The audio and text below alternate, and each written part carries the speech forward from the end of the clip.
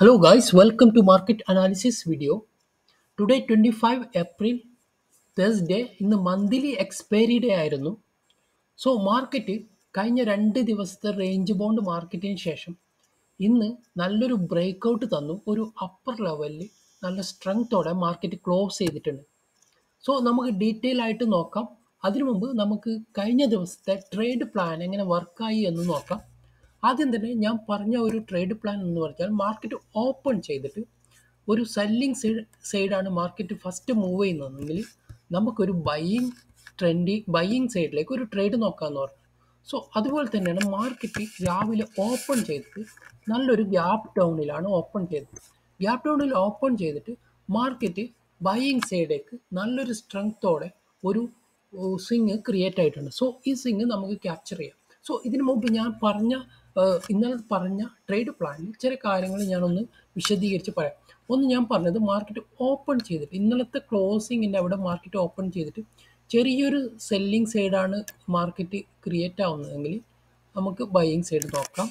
അതല്ല market open ചെയ്തിട്ട് ഈ ഒരു താഴെയുള്ള ലെവൽ ടെസ്റ്റ് ചെയ്തിട്ടാണ് മാർക്കറ്റ് കുറച്ച് സമയം ടെസ്റ്റ് ചെയ്ത് മാർക്കറ്റ് ഒരു ബ്രേക്ക് ഔട്ട് തരികയാണെങ്കിൽ ഒരു സെല്ലിംഗ് സൈഡിലേക്ക് ഒരു മൂവ്മെൻറ്റ് പോകാനുള്ള സാധ്യതയുണ്ടെന്ന് പറഞ്ഞിരുന്നു. സോ എനിവേ നമുക്കിവിടെ ചില കാര്യങ്ങൾ മനസ്സിലാക്കേണ്ടത് മാർക്കറ്റ് ആ ഒരു താഴത്തെ ലെവൽ ടെസ്റ്റ് ചെയ്തിട്ടുള്ളത് എന്നുള്ളത് ശരിയാണ്. പക്ഷെ എങ്ങനെയാണ് മാർക്കറ്റ് ടെസ്റ്റ് ചെയ്തത്? മാർക്കറ്റ് ഒരു ഗ്യാപ്പ് ഡൗണിലാണ് ഓപ്പൺ ചെയ്തത്. അതുകൊണ്ടാണ് ആ ടെസ്റ്റിംഗ് നടന്നത്. സോ ഇവിടെ നമ്മൾ മനസ്സിലാക്കേണ്ടത് എന്തുകൊണ്ടാണ് ഗ്യാപ്പ് ഡൗൺ ഉണ്ടായത്.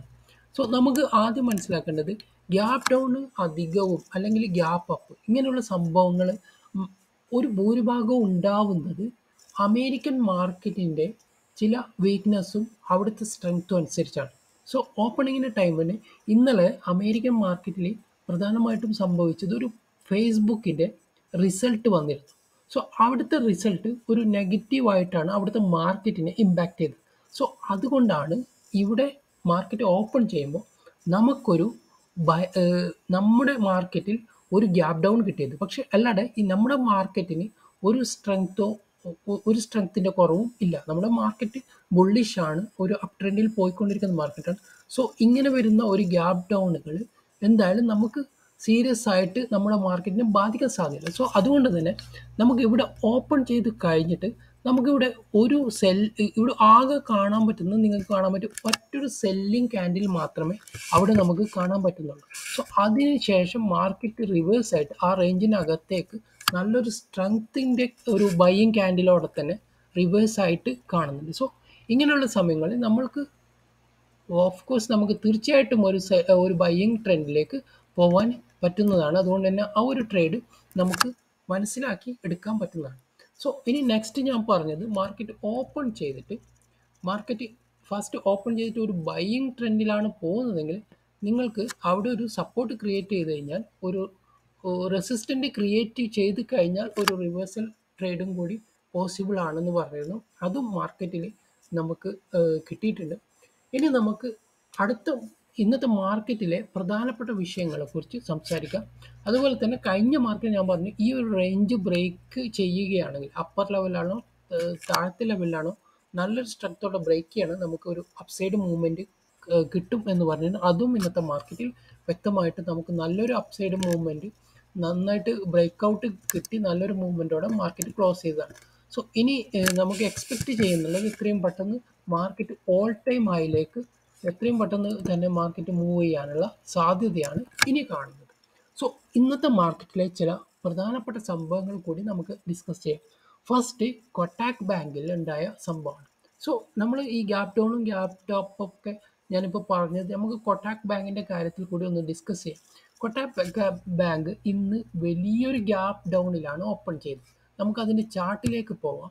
അതിൻ്റെ പ്രധാനപ്പെട്ട കാരണം RBI കൊട്ടാക് ബാങ്കിനെ പുതിയ കസ്റ്റമറെ ആഡ് ചെയ്യുന്നതിലും അതുപോലെ തന്നെ പുതിയ ക്രെഡിറ്റ് കാർഡ് ഇഷ്യൂ ചെയ്യുന്നതിലൊക്കെ താൽക്കാലികമായിട്ട് അവിടെ ബാൻ ചെയ്തിട്ടുണ്ട്. കാരണം അവിടെ ചില റെഗുലേറ്ററി ഇഷ്യൂസ് ഒക്കെ ഉള്ളത് കൊണ്ടാണ് RBI അങ്ങനെ ചെയ്തത്. സോ അങ്ങനെ ചെയ്തതിൻ്റെ ഫലമായി നിങ്ങൾക്ക് ഇവിടെ കാണാൻ പറ്റും മാർക്കറ്റ് ഓപ്പൺ ചെയ്തത് തന്നെ ഒരു എത്ര ശതമാനമാണ് നമുക്ക് നോക്കാം. മാർക്കറ്റ് ഓപ്പൺ ചെയ്ത് തന്നെ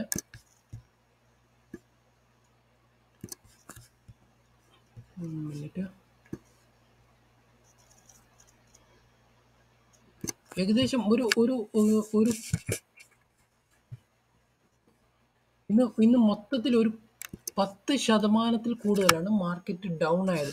സോ ഇവിടെ നിങ്ങൾക്ക് കാണാം നല്ലൊരു ഗ്യാപ്പ് ഡൗൺ കണ്ടിട്ടുണ്ട്. സോ ഇവിടെ നമുക്ക് എന്താണ് ഈ ഒരു ഗ്യാപ്പ് ഡൗണിന്റെ കാരണം നമുക്ക് മനസ്സിലാവുന്നത്. കാരണം ഈ ഗ്യാപ്പ് ഡൗണിന്റെ പ്രധാനപ്പെട്ട കാരണം ഈ ഒരു സ്റ്റോക്കിൽ ഉണ്ടായ വിഷയമാണ്. സോ ഈ സ്റ്റോക്കിൽ ഉണ്ടായ വിഷയം ഉള്ളത് കൊണ്ട് തന്നെ ഈ ഒരു ഗ്യാപ്പ് ഡൗൺ ഉണ്ടായി കഴിഞ്ഞാൽ നമുക്ക് തീർച്ചയായിട്ടും ഒരു ബൈയിങ് സൈഡിലേക്ക് ഒരു ട്രേഡ് നമുക്ക് ഒരിക്കലും എക്സ്പെക്ട് ചെയ്യാൻ പറ്റൂല. സോ നമുക്ക് ആ ഒരു അതിൻ്റെ റീസൺ നമ്മൾ എന്തായിട്ടും മനസ്സിലാക്കണം. ഗ്യാപ്പ് ഡൗണും ഗ്യാപ്പ് അപ്പ് ഒക്കെ ഉണ്ടാകുമ്പോൾ അത് എന്തുകൊണ്ടാണ് സംഭവിക്കുന്നതെന്ന് മനസ്സിലാക്കി കഴിഞ്ഞാൽ നമുക്ക് തീർച്ചയായിട്ടും ട്രേഡ് എടുക്കുമ്പോൾ ആ ഒരു ലോജിക്ക് നമുക്ക് അവിടെ ആഡ് ചെയ്യാൻ പറ്റും. എനിവേ ഞാനൊരു ഉദാഹരണമായിട്ട് പറഞ്ഞതാണ്. സോ കൊടക് ബാങ്ക് ഇന്ന് നല്ലൊരു വീഴ്ചയാണ് സംഭവിച്ചിട്ടുള്ളത്. സോ അത് കൂടാതെ ഇന്ന് ആക്സിസ് ബാങ്ക് നോക്കുകയാണെങ്കിൽ ആക്സിസ് ബാങ്കിൽ നല്ലൊരു അപ്പ് മൂവ്മെൻറ്റ് നിങ്ങൾ കാണാം. നല്ലൊരു ഗ്യാപ്പ് അപ്പ് ഉണ്ടായിട്ടുണ്ട്. അത് കഴിഞ്ഞ് മാർക്കറ്റ് നല്ലൊരു റാലിയും തന്നിട്ടുണ്ട്. കാരണം ഈ ഗ്യാപ്പ് അപ്പ് എന്തുകൊണ്ടാണ് ഉണ്ടായത്? ഈ ഗ്യാപ്പ് അപ്പ് ഉണ്ടായത് മാർക്കറ്റിൻ്റെ നല്ലൊരു റിസൾട്ട് വന്നിട്ടുണ്ട്. ആക്സിസ് ബാങ്കിൻ്റെ റിസൾട്ട് വന്നപ്പോൾ നല്ലൊരു പോസിറ്റീവ് റിസൾട്ട് ആയതുകൊണ്ട് തന്നെ അത് കഴിഞ്ഞ് മാർക്കറ്റ് നന്നായിട്ട് മൂവ് ചെയ്യും. സോ ഇങ്ങനെയുള്ള ലോജിക്കുകളും ഇങ്ങനെയുള്ള റീസണുകളും നമുക്ക് മനസ്സിലാക്കി കഴിഞ്ഞാൽ നമുക്ക് മാർക്കറ്റിൽ ട്രേഡ് എടുക്കാൻ വളരെ എളുപ്പത്തിൽ പറ്റും.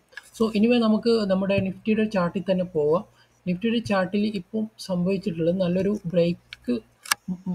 ബ്രേക്ക് ഔട്ട് തന്ന് നല്ലൊരു ഹൈ ലെവലിൽ ഇപ്പോൾ ക്ലോസ് ചെയ്തിട്ടുണ്ട്. ഇനി നമുക്ക് അടുത്ത ട്രേഡ് നോക്കാനുള്ളത് മാർക്കറ്റ് നിങ്ങൾക്ക് ചില ലോജിക്കുകൾ നമുക്ക് മനസ്സിലാക്കാൻ പറ്റും. എങ്ങനെയാണോ അടുത്ത ട്രേഡ് ഞാൻ പറയാനുള്ള കാരണം മാർക്കറ്റ് ഓൾറെഡി ഇവിടെ നിന്ന് നല്ലൊരു അപ്പ് ട്രെൻഡിലാണ് ഇപ്പോൾ ഉള്ളത്. സോ ഇവിടെ ഇനി ഓപ്പൺ ചെയ്തിട്ട് നമുക്കൊരു ചെറിയൊരു റീട്രേസ്മെൻറ്റ് മാർക്കറ്റ് ഓപ്പൺ ചെയ്ത് ഒരു റീട്രേസ്മെൻറ്റ് തരികയാണെങ്കിൽ ഒരു റിവേഴ്സലാണ് നമ്മൾ എക്സ്പെക്റ്റ് ചെയ്യുന്നത്. സോ അതാണ് ഫസ്റ്റ് പ്രിയോറിറ്റി. സോ ഇനി അതല്ല മാർക്കറ്റ് ഓപ്പൺ ചെയ്ത് ഒരു ഹൈ ലെവലിൽ പോവുകയാണെങ്കിൽ തന്നെ നമ്മളൊന്ന് വെയിറ്റ് ചെയ്യണം. അവിടെയും ഒരു റീട്രേസ്മെൻറ്റ് ഉണ്ടായും പിന്നെ ഇവിടെ ഒരു കൺസോളിഡേഷൻ കഴിഞ്ഞ് വീണ്ടും ഒരു അപ്പ് ട്രെൻഡിലേക്ക് പോവുകയാണെങ്കിൽ അതായിരിക്കും രണ്ടാമത്തെ ട്രേഡ്. സോ നമ്മൾ എന്തായാലും ബൈയിങ് സൈഡ് തന്നെയാണ് ട്രേഡ് ഫോക്കസ് ചെയ്യേണ്ടത് അടുത്ത ട്രേഡിംഗ് സെക്ഷനിൽ. സോ ഇതാണ് ഇന്നത്തെ പ്രധാനപ്പെട്ട കാര്യങ്ങൾ എനിക്ക് പറയാനുള്ളത്. പിന്നെ US GDP ഡാറ്റ നാളെ വരുന്നുണ്ട്. സോ അത് കഴിഞ്ഞ് മാർക്കറ്റ് എങ്ങനെ ബിഹേവ് ചെയ്യുന്നു നമുക്ക് വിശദമായിട്ട് നാളത്തെ അനാലിസിസ് വീഡിയോയിൽ പറയാൻ പറ്റും. So FIA data FIA keep selling ആണ്. സോ അതുകൊണ്ട് പക്ഷേ DIA അതിൻ്റെ ഡബിൾ ഇരട്ടി മാർക്കറ്റിൽ ബൈ ചെയ്യുന്നത് കൊണ്ട് തന്നെ മാർക്കറ്റിനെ അത് എഫക്റ്റേ ചെയ്യുന്നില്ല ഇപ്പം. എനിവേ മാർക്കറ്റ് ബുള്ളിഷിലാണ്. നമുക്കൊരു ബൈയിങ് ട്രേഡ് തന്നെയാണ് ഫോക്കസ് ചെയ്യാനുള്ളത്. സോ ഇത് മാത്രമാണ് ഇന്നത്തെ വീഡിയോയിൽ പറയാനുള്ളത്. നിങ്ങൾക്ക് വീഡിയോ ഇഷ്ടപ്പെടുകയാണെങ്കിൽ ദയവായി ചാനൽ സബ്സ്ക്രൈബ് ചെയ്യുക. നിങ്ങളുടെ അഭിപ്രായങ്ങൾ കമൻറ്റായി രേഖപ്പെടുത്താനും നിങ്ങൾക്ക് വീഡിയോ ഇഷ്ടപ്പെടുകയാണെങ്കിൽ ലൈക്ക് ചെയ്യാനും മറക്കരുത്. Thank you for watching.